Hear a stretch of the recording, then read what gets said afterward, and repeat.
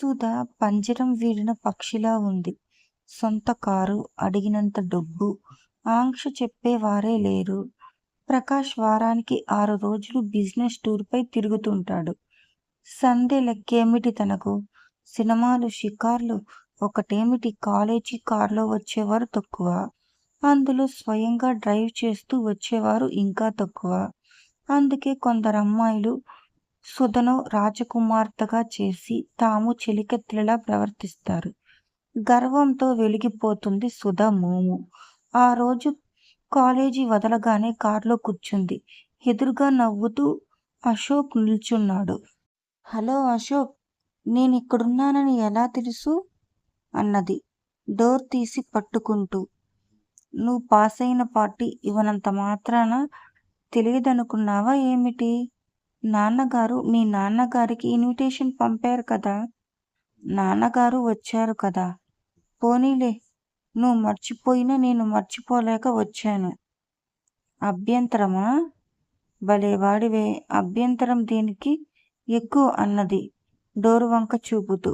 అతనొచ్చి ఆమె ప్రక్కన కూర్చున్నాడు. ఎక్కడకు పోదామంటావు? పబ్లిక్ గార్డెన్స్ పోనియ్యి అన్నాడు. కారు వెళ్ళి పబ్లిక్ గార్డెన్స్‌లో ఆగింది. ఇద్దరూ దిగి దట్టంగా ఉన్న సర్వీ చెట్ల దగ్గర కూర్చున్నారు. సుధ, నేను హైదరాబాద్‌లోనే ఉంటున్నాను. ఇన్‌స్టిట్యూట్‌లో చదువుకుంటున్నాను అన్నాడు. నిజం? చాలా సంతోషం అన్నది. తను కోరే పురుషుడు తనకన్నా ఉన్నతుడుగా ఉండాలనే కోరుకుంటుంది స్త్రీ ఎప్పుడు. సుధకు అదే దిగులు. అశోక్ విషయం నాన్నగారితో ఎలా చెప్పాలి అని. మరి నీవేమో పాస్ అవుతుంటే నేను చూస్తూ ఊరుకుంటే ఏం బాగుంటుంది? అన్నాడు చిలిపిగా చూస్తూ. పాసయ్యాను అంటావు గాని నీ బహుమతేది? అన్నది అతన్ని నవ్విస్తూ. అతను చటుక్కున ముందుకు వంగి 2 చేతులతో ఆమె ముఖాన్ని ఎత్తి పట్టుకుని పెదవులు ముద్దు పెట్టుకున్నాడు. ఎలా ఉంది నా బహుమతి? అన్నాడు. సుధ 2 కళ్ళు మూసుకుంది. ఆమె మౌనాన్ని అంగీకారంగా తీసుకుని మరో పర్యాయం ఆమె మధురామృతాన్ని గ్రోలాడు. వదులు, చుట్టూ జనం ఉన్నారన్న జ్ఞానం లేకుంటే ఎలా? అయినా ఇది క్రొత్త బహుమతేం కాదు. ఇదివరకే ఇంకొకరిచ్చారు అన్నది కొంటెగా చూస్తూ. అశోక్ ముఖం అదోలా అయ్యింది. రక్తమంతా ముఖంలోకి పొంగింది. ఎవరు? ప్రకాష్ కదూ? సుధ పక్కపక్క నవ్వింది. అయ్యగారి ముఖం చూడు ఎలా అయ్యిందో. ఎంత అసూయ! అతనేం కాదు, మా ఇంట్లో ఉన్న సంధ్య ఇచ్చింది బహుమతి. సంధ్య ఎవరు? ఆ అమ్మాయి కదూ? అంత చనువెందుకిస్తావు? పని వాళ్ళను దూరంగా ఉంచాలని తెలియదు? తెలుసు, కానీ ఏమిటో చెప్పలేను. ఎంత అసహ్యించుకోబోయినా ఆ అమ్మాయి చిరునవ్వు చూడగానే అన్నీ మర్చిపోతాను. ఆ అమ్మాయిలో ఏదో మంత్రం ఉంది. మంత్రం కాదు, పాడు కాదు, నీ బలహీనత అన్నాడు. ఏం అసూయగా ఉందా? అతని చేతిని పట్టుకుని అడిగింది. ఆ స్పర్శతో అతడు పులికించిపోయాడు. సుధా, నా రాణి అన్నాడు. ఏ సినిమాలో డైలాగో అన్నది కొంటెగా. నీకలాగే ఉంటుంది. 15 రోజులు 15 యుగాలుగా గడిపాను. నా ప్రేమ బాధ నవ్వులాటగా ఉంది నీకు అన్నాడు చినుకుగా. సుధ కరిగిపోయింది. నాకు లేదనా? ఏం చేయను? అమ్మ అసలే అనుమానపు మనిషి. మీ నాన్నగారితో మాట్లాడమనలేకపోయావా? ఇప్పుడు అడిగితే మా నాన్నగారు మొదటి ఒంటికాళ్ళ మీద లేస్తాడు. ఎందుకేమిటి? నువ్వేమో మెట్రిక్ పాస్ అయి పీయూసీ చదువుతుంటే నేను హెచ్ఎల్సీ పూర్తి కాకుండానే పెళ్ళి అంటే నవ్వరా? అన్నాడు. అవును, ఈ ఏడు తప్పక పాస్ అవ్వాలి. నువ్వు తప్పాలి.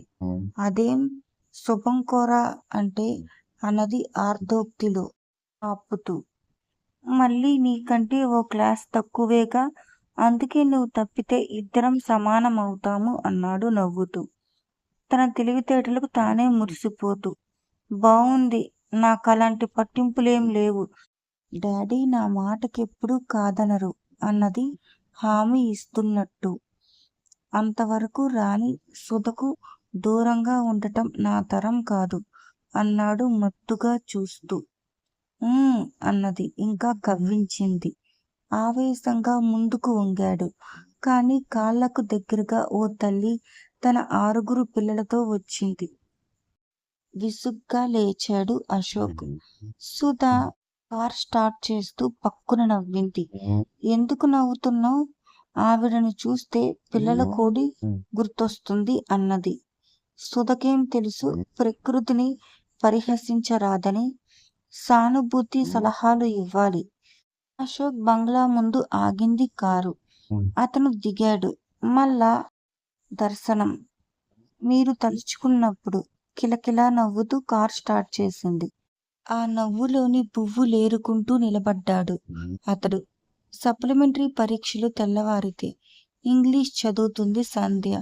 ఆమె మనసు పూర్తిగా చదువులో లగ్నం కాకపోతుంది. గడియారం వంక చూసింది. 1 గంట దాటింది. అర్ధరాత్రి వరకు సుధ బయట ఏం చేస్తుందన్నట్టు ఒక వంక భయం, ఒక వంక అనుమానం పీకుతున్నాయి. పుస్తకం మూసి పడక చేరింది. కలత నిద్రే. ఏ క్షణంలో సుధ వస్తుందోనని ఎదురు చూస్తుంది. ఉదయం 5 గంటల ప్రాంతంలో ప్రకాష్ వచ్చాడు. అతడు నవ్వుతూ సంధ్యను పలకరించాడు. రాత్రి కావలసిన వారే కాని కారు చెడిపోయి లేటయ్యిందట. సుధ విషయం చెప్పాలా వద్దా అని తటపటాయిస్తూ కూర్చుంది. ఏం సంధ్య, ఎలా ఉన్నావు? అన్నాడు నవ్వుతూ. దగ్గరగా వచ్చి ఎలా ఉన్నాను? ఏదో పెద్ద సమస్యలో బాధపడుతున్నట్టుగా ఉన్నావు. పెద్ద సమస్యే.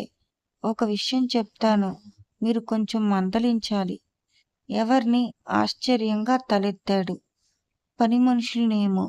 సంధ్య పట్ల అవిధేయంగా ప్రవర్తించారేమో. అతని కనుబొమ్మలు ముడిపడ్డాయి. సుధని మీతో చెప్తే ఏం ప్రమాదమో అని చెప్పలేదు. మొన్న అమ్మగారు వచ్చిన రోజు నుండి చెప్పలేకపోయాను. ఏమిటి చెప్పేది? అదే, సుధేమో 2-3 రోజులకు ఒకసారి రాత్రులు ఆలస్యంగా వస్తుంది ఇంటికి. ఎక్కడికెళ్ళావంటే స్నేహితురాళ్ళ వద్దకంటూ తప్పించుకుంది. అంతకంటే నిలదీసి అడిగే ధైర్యం నాకేది? ఈరోజు ఇంటికి రాలేదు అన్నది అతి నెమ్మదిగా. ప్రకాష్ ముఖం కోపంతో జేవురించింది. అయినింటి ఆడపిల్ల అర్ధరాత్రి వరకు షికార్లు కొడితే మన పరువేం కాను?